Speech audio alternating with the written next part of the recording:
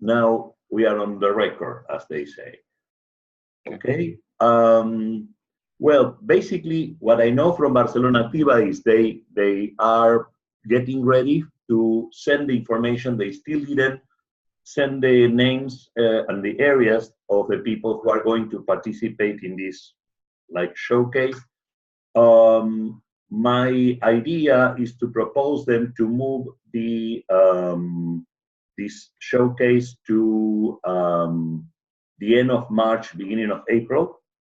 So this gives us time to put together the materials we want to present, because I noticed that you were busy, and so was I. We have everything in Blackboard to put there the materials you want to share. The basic, what I know now is that it's going to be about measuring impact and finding ways to identify the social impact and the value added by the social impact. But basically what they have now is the situation that I think we saw. They have a lot of programs, and the programs have a lot of activities. Those activities should be connected with social impact, some kind of relevant / measurable social impact. It's obviously something that falls into the ballpark of Roger. However, my take on this is that there is a part or two parts that could be a good opportunity to also put some ingredient of design thinking. And is I'm sorry, of design thinking. Design thinking, because the point is, how do you get to the valid metrics for social impact? So you have to move from activities to results, and then think about the connection between these two things. So on one hand, Roger's model provides them with a list of the ideal vision, which will be the metrics against which they can compare what they do. But the assortment of programs, this is my impression, no? I would say that they can use tools to do more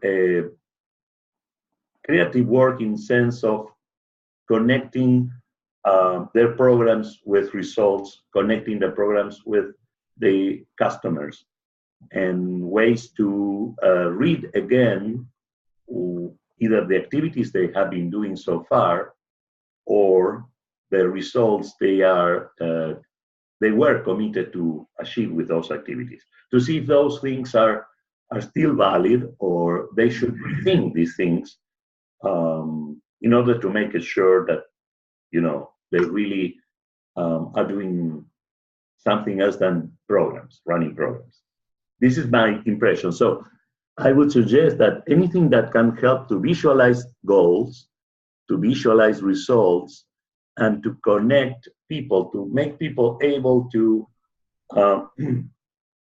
listen and to understand what their stakeholders are expecting from Barcelona Activa would be helpful in order to get the metrics and the impact identified. Okay.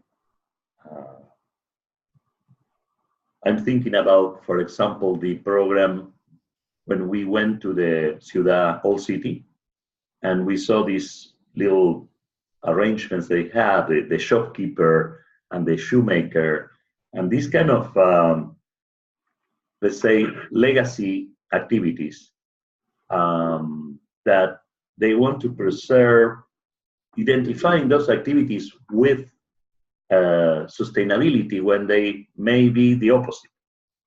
So if the shoemaker continues to work with shoes, he's probably sealing his fate in a, yeah. So how can we help people trapped in this kind of time warp and help Barcelona Activa not to fall in the same trap by building better shoes, better shoemaking outfits. Right. It's almost like saying our goal is to keep everything the same. Who would ever set Exactly. that as a goal? That's never going to work, right? Exactly. It'll work perfectly until it works not at all. Yeah, exactly. Well, in urban design, architects are divided in two tribes. One tribe is called the restoration architecture. So these are, let me put the example of New York. These guys on the preserving the heritage kind of thing, Jane Jacobs, they want to keep the character of the neighborhoods, protect the old from oblivion. On the other side, you have the modernistic guys, the Mies van der Rohes of the world, and those who want also to, like Moses in New York, open the gates to progress, meaning let's put a highway there and create a big, impressive gentrification process. Right. So those are the two forces that I think are at play in Barcelona right now. And a pure designer would approach that as, okay, so why are you trying to do the first? Why are you trying to do the latter? Let's see if we can get the frame way back here so we can fit both in the same frame.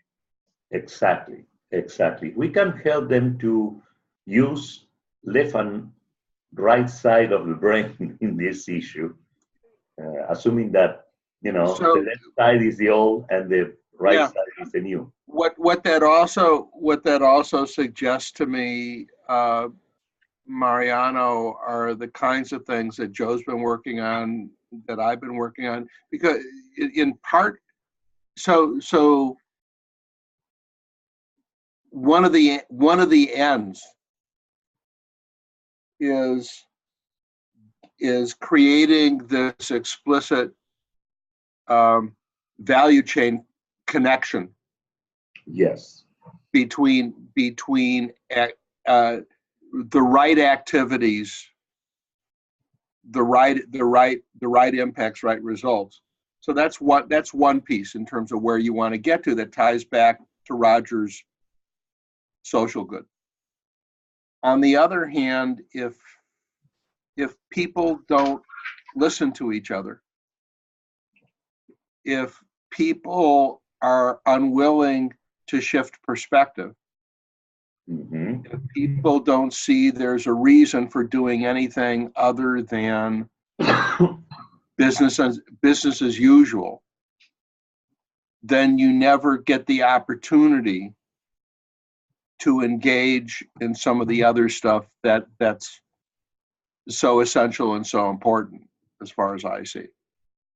So for me, there's implicitly or preferentially, explicitly, I think there is something to be done that can enable people to shift their perspective, their frame of reference, and what they see and what they see possible. Yes. That then sets the stage for other things to happen. Yes. Yes. Because what's required, in addition to the perspective shifting, is some high-level blending. Yep. Rather than you got to come over and meet me here. I ain't moving.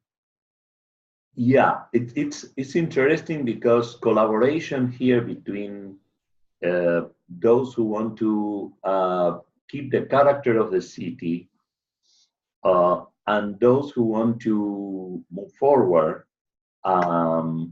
requires exactly trading places and finding ways not to just meet halfway, because halfway may be no way. That could be a worse solution than nothing at all. A compromise is just that. It's not a solution for anyone in this case. Nah.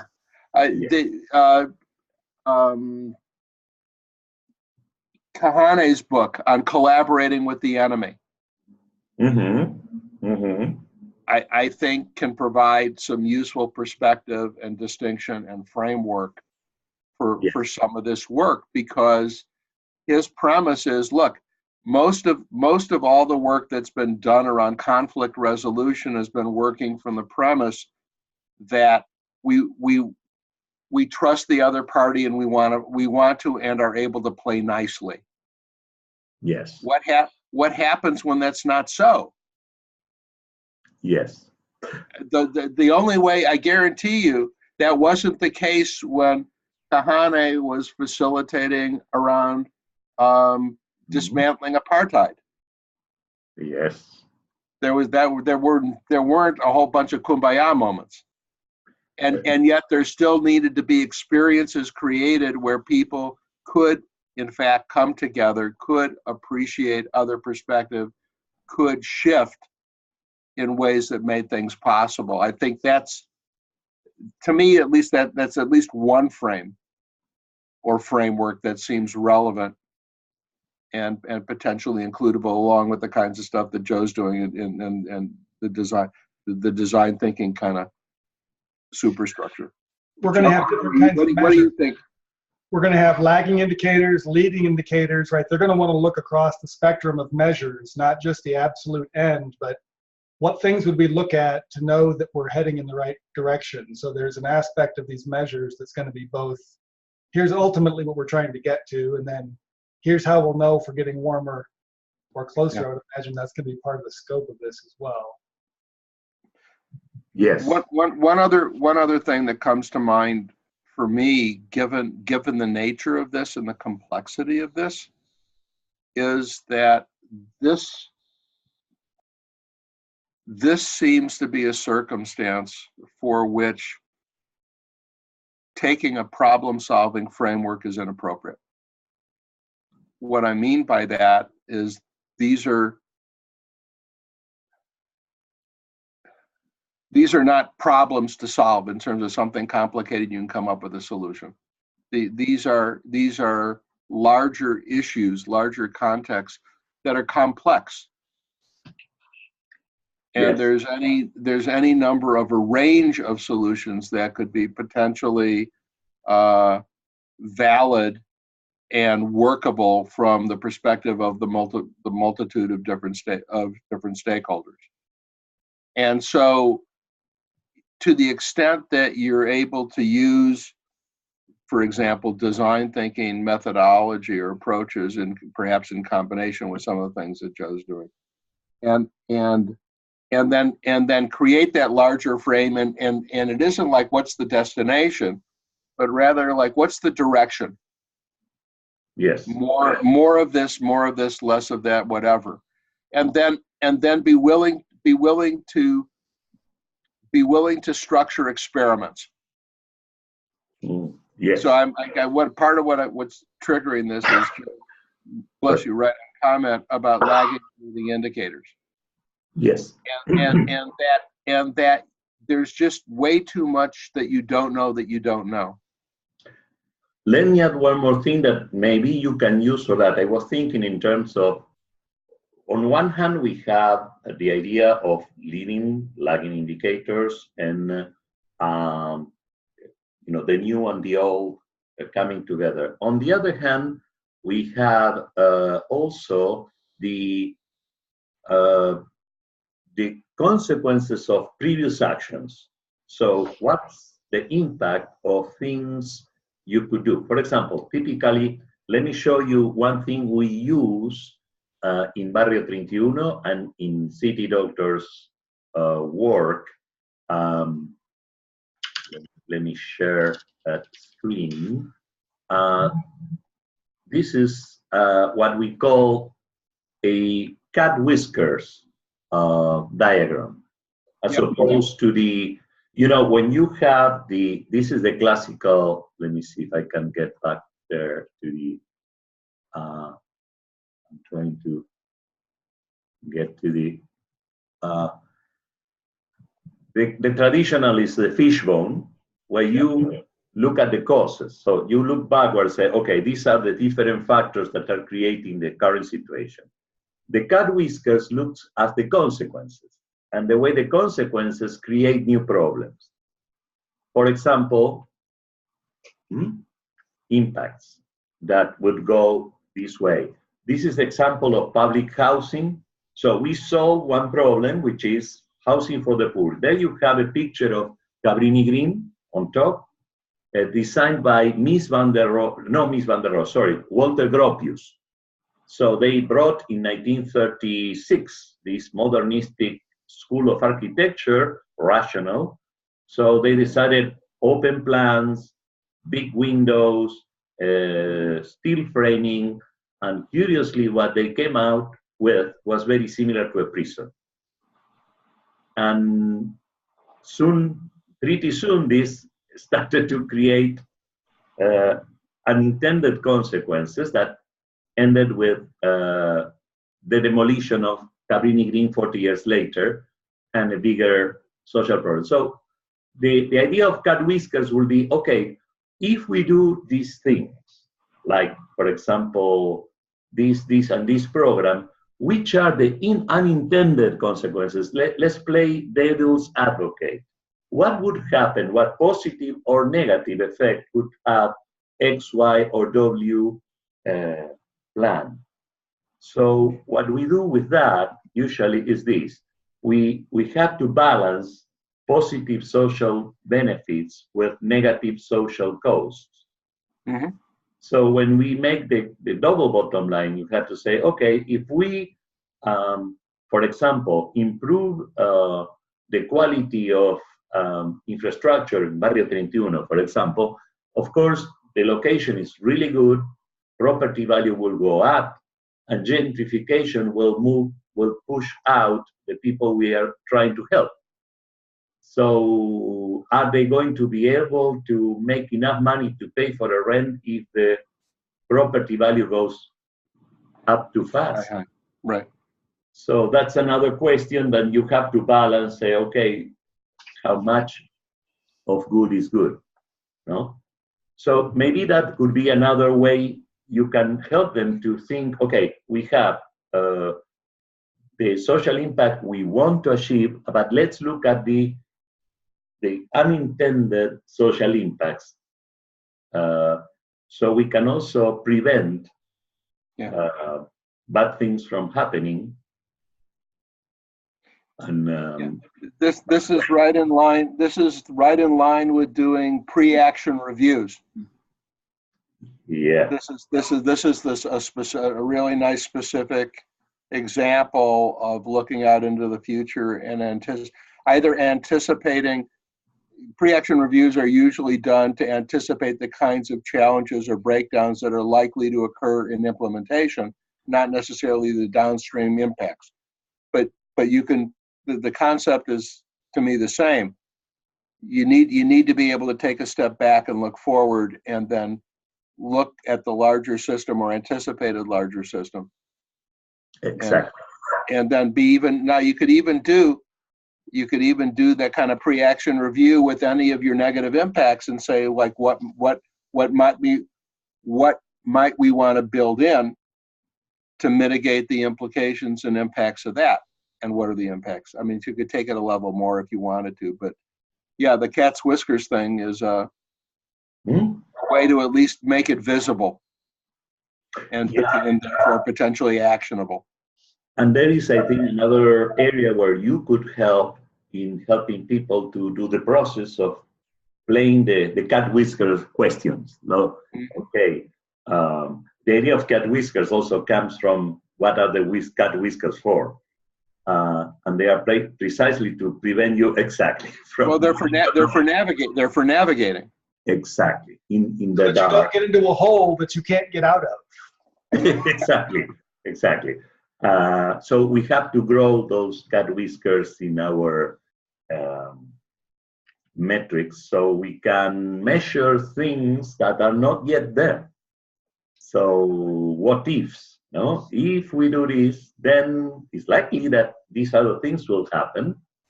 So we have to make like expand our horizon of good and bad things. No?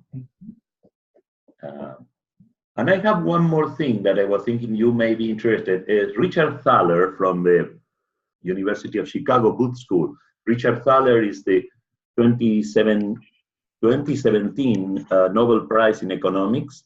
Right. Thaler wrote a very thought-provoking book, which is titled Nudge, N-U-D-G-E, Nudge. And he proposes for a lot of problems a solution he calls libertarian paternalism, which sounds contradictory, but is the way, instead of putting a strict regulation, say, okay, this cannot be done and this should be done, which usually provokes unintended consequences. What about setting up some kind of discrete touches that drive people in one direction rather than the other? Progressive. So, yes. Progressive nudges. Exactly. Instead of saying this is, you cannot do it. You can set up certain conditions so you make more likely or better or easier for people to go the way you want them to go. So instead of dictating that, you basically play with one of these elements and say, okay, we are going to put the sugar at the end of the aisle. So people will look at the other products. So we cannot tell them, you should look at every product in the aisle. But if you do that in a city, you may make some things easier to reach. Mm-hmm. For example, you want people to recycle, maybe you should position your recycling items so people will find easier to recycle than not. Right. So, or instead of fining, you may find other ways to make people choose the kind of solution you want. Right. It feels like you're pulling instead of pushing. Yes, exactly. Exactly. You are creating like a condition where it becomes more natural. Yes, going the way, but you have to think in advance. Again, the cat whiskers.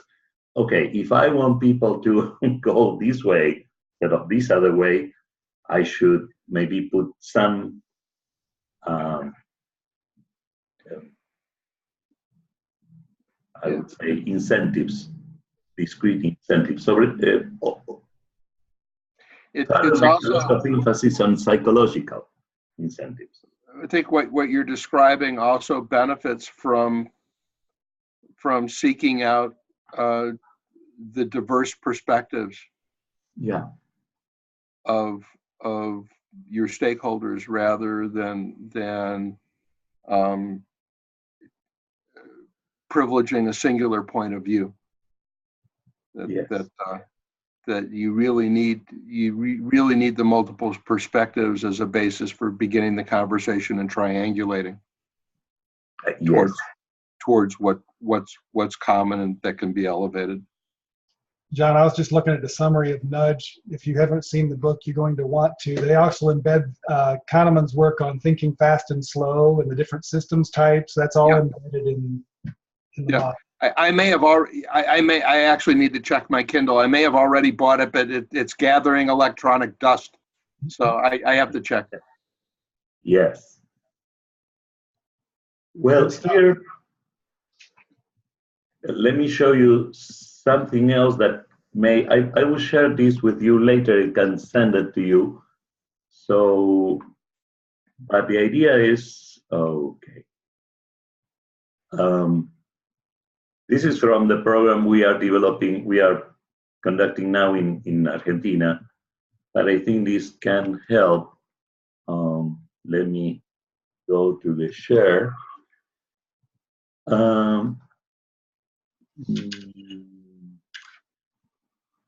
And I've got to go at the top of the hour, but I just wanted to say that now so that if I drop, I don't interrupt the flow.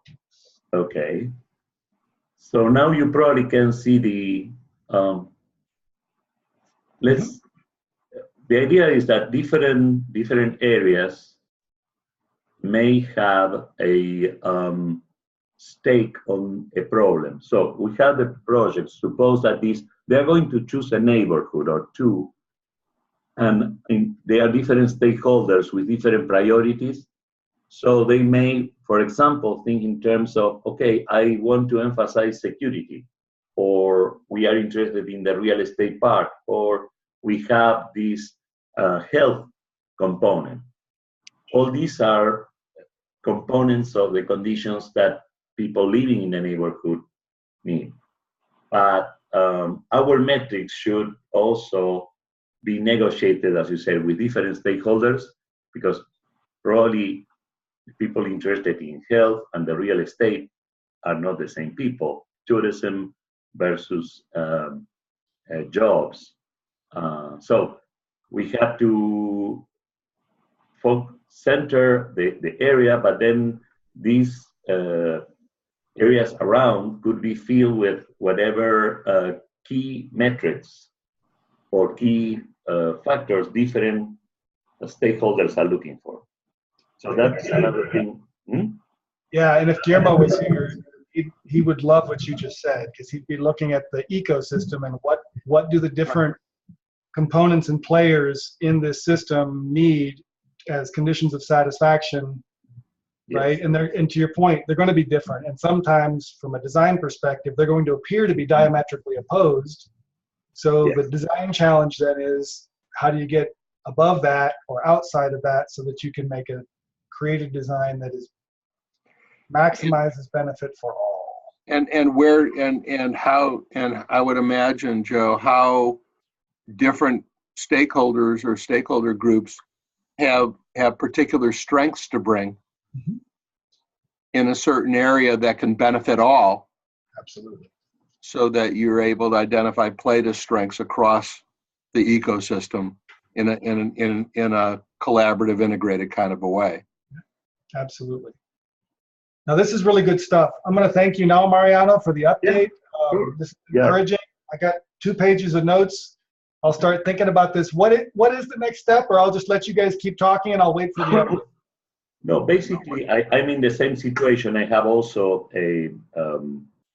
other things I have to move on to. But the next stage, I would say, in the coming 2 weeks, I would like to learn from you what ideas do you have for your part of this showcase exercise we are going to do with them.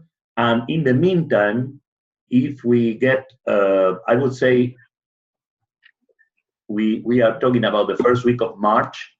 As soon as I get news from Barcelona Activa, I will share it with you, so we know more precisely which groups. And my shooting is for April. Is okay with you?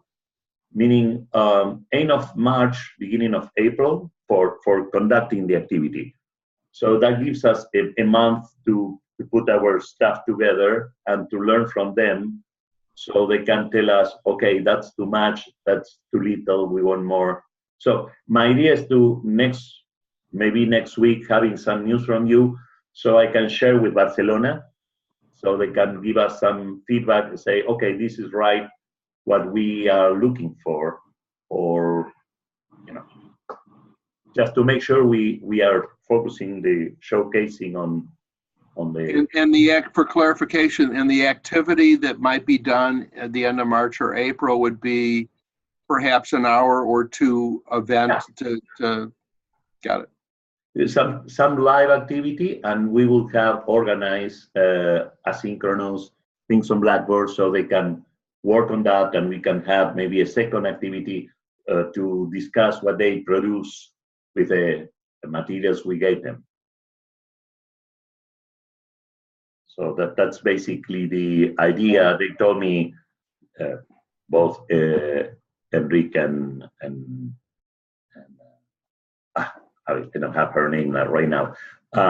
They gave me her that idea that they would like to have some feedback before we launch the activity. Okay.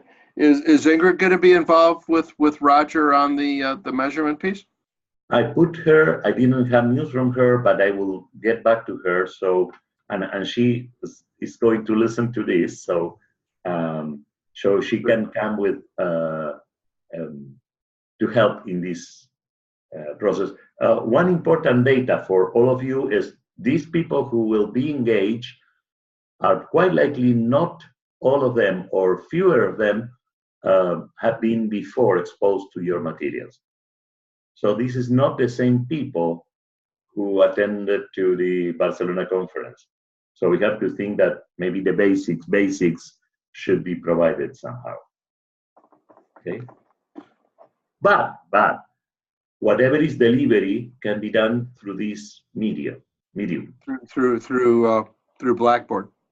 Or through Zoom. You can take, send this and put it so you save time in telling, and we can organize some kind of more interactive thing live. Got it. Okay. Super. Great. So for my part, is everything okay? I will send information about the models to you so you can use it. And if you are okay, next week we can have some idea of what do you think about it and schedule a week later. So that way also Lynn and Klaus can come in or chime in with. Okay, very good. Very good. Thank you. Okay, John. So stay cool. I'll try to stay warm. Even though it seems like we're fighting with each other, I know that that's not true. It's absolutely true. But yeah, we can do some climate exchange.